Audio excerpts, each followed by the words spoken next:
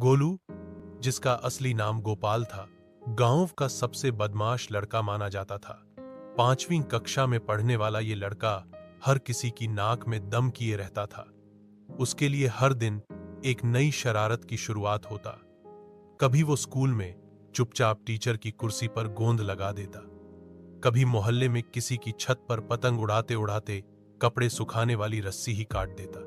बच्चे उसे देखकर रास्ता बदल लेते और बड़ों की तो बस एक ही दुआ होती, हे भगवान, इसे अकल दे। उसके माता पिता भी परेशान थे। लाख समझाने के बाद भी गोलू पर कोई असर नहीं होता था। उसे बस मस्ती करनी थी, चाहे किसी को दुख हो या परेशानी। लेकिन उसकी जिंदगी की दिशा तब बदली जब गांव में अचानक तेज बारिश के बाद बाढ़ आ गई। पानी घरों में घुसने लगा, बिजली चली गई और गांव के कई रास्ते बंद हो गए। स्कूल, मंदिर, दुकान सब बंद हो गए। उस दिन पहली बार गोलू को एहसास हुआ कि अब मस्ती का समय नहीं है। उसका खुद का घर थोड़ा ऊंचाई पर था, इसलिए वहां पानी नहीं पहुंचा। लेकिन उसके दोस्त चिंटू का घर पूरी तरह डूब गया था। चिंटू की दादी बीमार थीं और दवा की सख्त जरूरत थी।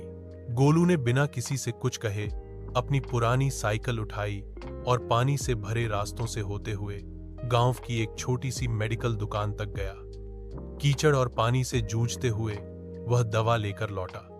फिर उसने और भी घरों की मदद शुरू की।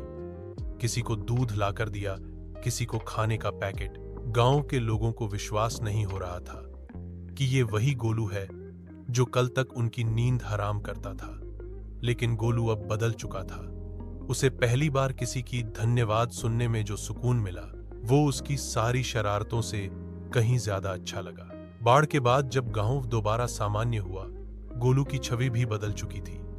स्कूल में अब वो सबसे पहले आता, क्लास में ध्यान देता और छोटे बच्चों को पढ़ाई में मदद करता। उसने मोहल्ले में बच्चों के लिए एक छोटा सा पुस्तकालय भी शुरू किया, जहां वो अपनी किताबें दूसरों को देता था। अब जब लोग गोलू का नाम लेते तो मुस्कुरा कर कहते, वो तो हमारा छोटा हीरो है।